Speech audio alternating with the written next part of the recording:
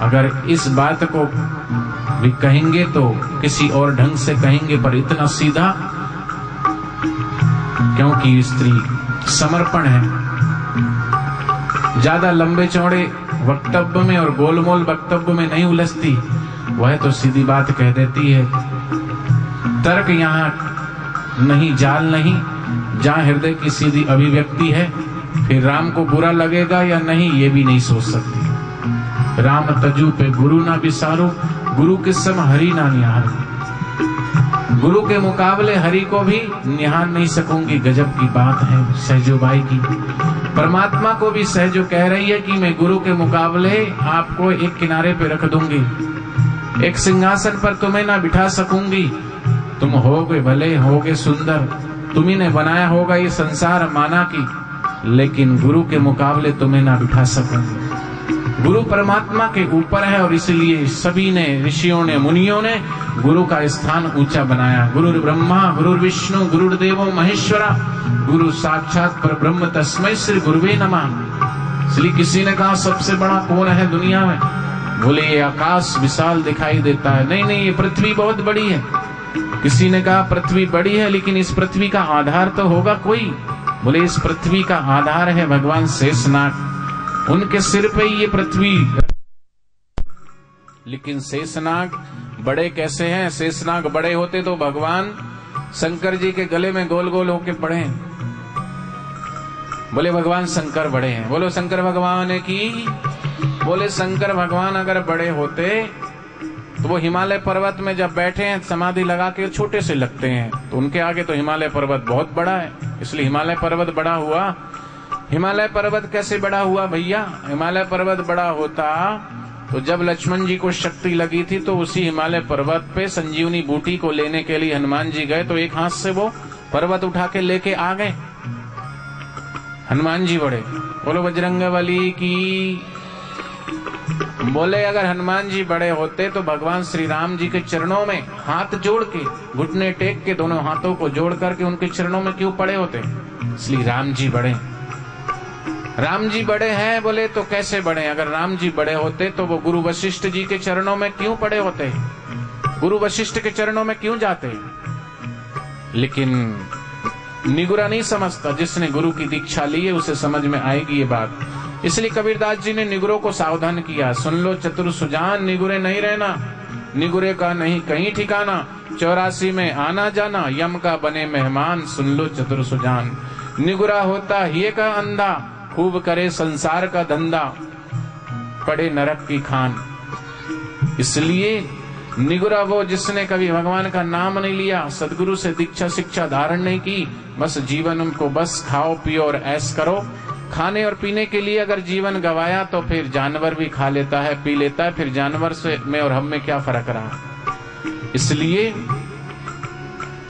गुरु बड़े हैं। गु अर्थात अंधकार, रू माने प्रकाश, जो अंधकार से प्रकाश की ओर हमें लेके जा रहे हैं, जो हमें मृत्यु से अमरता की ओर लेके जा रहे हैं, जो हमें जन्म और मरण के चक्कर से छुड़ाकर अपने स्वस्वरूप में बिठा रहे हैं, वो बड़े हैं ऐसे सदगुरु। और ऐसे सदगुरु को पाकर ही सहजोबाई कहती राम तजु पे गुरु ना विसारू। इसलिए कबीरदास जी ने भी कहा गुरु गोविंद दोनों खड़े काके लागू पाओ, बलिहारी गुरु आपकी जिन गोविंद दियो दिखाए। लेकिन सहजोबाई कहते हैं, कबीरदास जी ने तो कहा कि मैं पहले गुरु को प्रणाम करूंगा फिर हरि को प्रणाम करूंगा, लेकिन सहजोबाई कहती कि मैं तो गुरु को अपने हृदय के सिंहासन पे बिठाऊंगी, और भले भगवान छूटता है तो छूट जाए, लेकिन मैं अपने गुरु को नहीं छोड़ पाऊंगी। और जब गुरु को नहीं छोड़ेंगे तो गुरु और भगवान में भेद है ही नहीं। भगवान के बारे में तो सुना है, वो दूर है, कहाँ है देखा है नहीं, सुना है, लेकिन गुरु को तो हमने देखा है और गुरु से ही जाना है भगवान के वास्तविक स्वरूप को। इसलिए सहजोबाई कहती मैं गुरु को नहीं तज सकती, राम तजू पे गुरु ना विसारू। और ज्यादा तो गुरु परमात्मा के करीब ला सकते हैं और उससे ऊपर नहीं ले जा सकते। कबीर ने कहा गुरु गोविंद दोनों खड़े काके लागू पाऊं, किसके पैर छूं दोनों के सामने खड़े हैं, बलिहारी गुरु आपकी गोविंद दियो दिखाए। लेकिन कारण क्या है पैर लगने का? क्योंकि तुम्हारी बलिहारी तुमने गोविंद को बता दिया। असली बात तो गोविंद है, पैर गुरु के लग रहे हैं, लेकिन बताने वहां भी दृष्टि गोविंद के ऊपर है। लेकिन सहजो बाई कहती है नहीं, बताया इसलिए उनको प्रणाम करना नहीं, उन्होंने तो सहज ही अपने हृदय के सिंहासन पे ही गुरु को बिठा लिया। इसलिए तुम साधना हो, गोविंद साध्य है। ऐसे उन्होंने पैर तो गुरु के छुए, लेकिन इशारा साफ कर दिया कि गोविंद गुरु के ऊपर है। बड़ी होशियारी की कबीरदास जी ने, बड़ी राजनीति की, दोनों को राजी कर लिया, गुरु को भी और गोविंद को। गुरु के पैर लग गए और कह दिया कि तूने गोविंद को बताया इसलिए तेरे पैर लगते हैं। तो पैर लगकर गुरु को राजी कर लिया। गोविंद को भी नाराज नहीं किया, बल्कि गोविंद भी प्रसन्न हो गए कि लगता है कि मेरे कारण ही पैर है। लेकिन सहजो कहती है नहीं, सहजो की बात तो अलग है। सहजो बाई कहती है गुरु के सम हरि को ना निहारो, न तुम्हें रख सकती हूँ ना मैं तुम्हारी पूजा, लेकिन गुरु के समान नहीं रख सकती। तुम्हें उसी सिंहासन पर बिठा सकूंगी जहां, क्योंकि स्त्री ने प्रेम देखा है, वही परमात्मा है, उसने प्रेम किया है, और फिर कोई परमात्मा उससे ऊपर नहीं रख सकती, असंभव है। क्योंकि प्रेम के ऊपर कुछ भी नहीं रखा जा सकता। प्रेम गली अति सांकड़ी, तामे दो न समाए, एक ही है। इसलिए वो गुरु को और ईश्वर को नहीं, एक को ही प्रेम करके एक को ही बिठा सकता है, और एक में ही वो। और क्यों? सहजोबाई ने कहा कि हरि ने जन्म दियो जग माही, गुरु ने आवा गमन छुड़ायो। गुरु ने जन्म दिया है हरि ने, और गुरु ने आवा गमन छुड़ाया। हरि ने, परमात्मा ने ये देह देकर संसार में भेजा, लेकिन जिस घर में आए उस घर को तुमने बोला ये मेरा घर है। जिस परिवार में तुम पैदा हुए उस परिवार को तुम रिश्ते और नातों में उलझ गए, लेकिन ये तुम्हारे रिश्ते नाते नहीं है, शरीर के रिश्ते नाते हो सकते हैं। नाम शरीर का है, आत्मा का कोई नाम नहीं होता। माँ के गर्भ में जब हम होते हैं हमारा कोई नाम नहीं रखा जाता पैदा होने के बाद, और पैदा होने के बाद ही हमारे सारे नाम जुड़ते हैं। ये फलाने का चाचा है, फलाने का मौसा है, फलाने की मौसी है, चाची है, बुआ है, ये सब बाह्य शरीर के साथ संबंध जुड़े हैं। तो हरि ने जन्म दियो जग माही, गुरु ने आवा गमन छुड़ायो। हरि ने तो जन्म दिया, लेकिन जन्म और मरण रूपी लंबी श्रृंखला दे दी है। मरना पड़ेगा एक ना एक दिन, लेकिन सदगुरु जन्म और मरण की बेड़ियों को काटने वाले हैं। तो हरि ने जन्म दियो जग माही, समझना कबीर ने भी कारण बताया कि मैं गुरु के पैर क्यों लग रहा हूं, क्योंकि तुमने गोविंद बताया। सहजो भी कारण दे रही है कि तुमने, मैं गुरु के समान न रखूंगी, वह साफ कह देती कारण है हरि ने जन्म दिया है, तुमने संसार में भेजा, उसके लिए कोई बड़ा आभार प्रकट करने की जरूरत नहीं। गुरु ने आवागमन छुड़ाई, क्योंकि गुरु ने ही आवागमन छुड़ाया। और हम तो ईश्वर को भूल गए थे, लेकिन सदगुरु ने भी ईश्वर की ओर हमें दिखाया।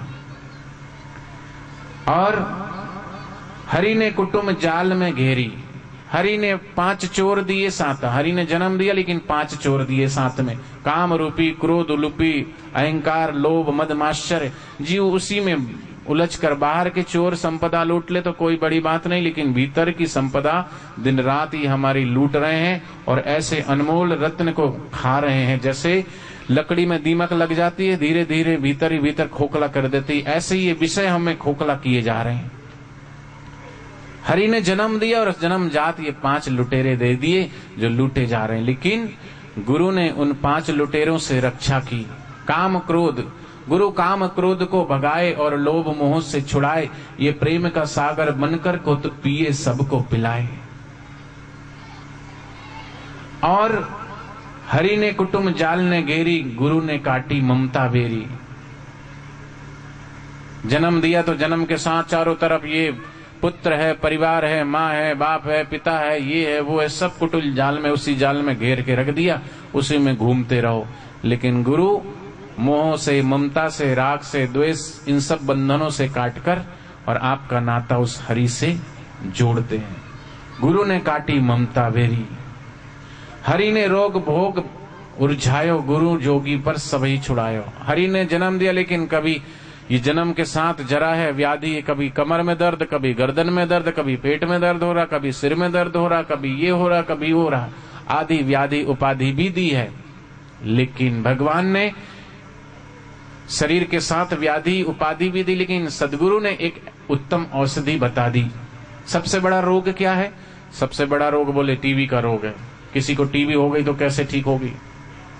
टीबी का कोर्स करो, कैंसर हो गया तो बड़ा खतरा हो गया, मर जाएगा। बड़ी बड़ी बीमारियां, लेकिन बड़ी बड़ी बीमारियां भी आदमी उचित वैद्य की दवाई से, डॉक्टर से सलाह लेके और कुपथ्य का त्याग करके सुपथ्य का सेवन करे तो वो बीमारी दूर हो सकती है। लेकिन स्वस्थ हो गया फिर भी एक ना एक दिन मरेगा जरूर। लेकिन सदगुरु वैद वचन विश्वासा, सदगुरु के वचन वैद बन करके हमारे जन्म और मरण के बंधन को, सबसे बड़ा औषध क्या है?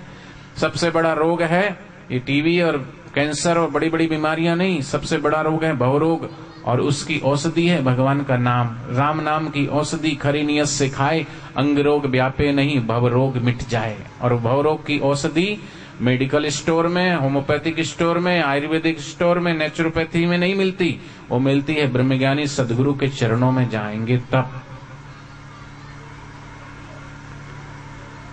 सदगुरु देव भगवान की जय। तो ऐसे ही जैसे जेल में सुप्रिटेंडेंट होता जेल का, और कोई नया जेलर आए और वो सब सुख सुविधाएं जुटा दे जेल में, कैदियों को कहे कि देखो आज से तुम अपने को कैदी मत समझना, बोलेगा तुम ये मत सोचना तुम सजा काट रहे हो भैया, कोई बात नहीं, तुम्हें यहां किसी भी प्रकार की तकलीफ नहीं होने दूंगा मैं, आज से तुमको भरपेट भोजन मिलेगा, पहले 2 टाइम अब 3 टाइम, जो चाहिए वो खाओ, तुम्हारा घर समझो इसको, जो करना करो, अंदर खाओ पियो, कपड़े लत्ते नहाने धोने की व्यवस्था, साबुन सोडा ये वो सब कुछ पर्याप्त, जो सुख सुविधाएं घर में होती उससे भी ज्यादा वहां कर दे वो। तो थोड़े समय के लिए तो कैदी राजी हो सकते हैं, लेकिन पूर्ण राजी तो नहीं होंगे। सब कुछ होते हुए भी इतना तो पता है कि भाई है तो 4 दीवारी में ही, है तो जेल में ही। लेकिन थोड़े समय बाद दूसरा जेलर आता और कहता कि भाई देखो पहले जेलर जैसे मैं कुछ व्यवस्थाएं नहीं दे सकता आपको, लेकिन और ज्यादा कुछ नहीं कर सकता, ये चाबी लो और तुम मेरी तरफ से स्वतंत्र हो, ताला खोलो और जाओ, चले जाओ फ्री। तो आप पहले वाले से ज्यादा आनंदित होंगे कैदी या दूसरे वालों से? बताओ, दूसरे वाले से ही होंगे। तो पहला है वो परमात्मा, परमात्मा ने तुम्हें जन्म दिया, जन्म और मरण रूपी भव कैद में तो डाल दिया है और सब सुख सुविधाएं भी दी है, लेकिन छूट नहीं सकते। छूटने का रास्ता ही नहीं पता, क्योंकि अभी हमारे ज्ञान के नेत्र खुले नहीं है, और जब नेत्र ही नहीं है तो नेत्रहीन व्यक्ति गिरेगा, पड़ेगा, टकराएगा, सिर फूटेगा, कहीं भी गिर सकता अंधा व्यक्ति, सहारे की जरूरत है। जिसे दिखाई नहीं देता वो कैसे चलेगा? लकड़ी सहारा थोड़ी देर के लिए होता, लेकिन नेत्र ज्योति तो चाहिए। ये बाहर की ज्योति है, लेकिन ये दिव्य ज्योति नहीं है, दिव्य दृष्टि नहीं है, और वो दिव्य दृष्टि प्रदान करते हैं सदगुरु। और ऐसे ही सदगुरु कहते हैं कि ये नाम रूपी चाबी लो और इसका जप करते करते, सुमरन करते करते, ध्यान करते करते, और अपनी जो वास्तविक मंजिल है उस मंजिल तक पहुंच जाओ और इस जन्म मरण के चक्कर से छूट जाओ। सदगुरु देव भगवान की, कृष्ण कन्हैया लाल की, रामचंद्र भगवान की।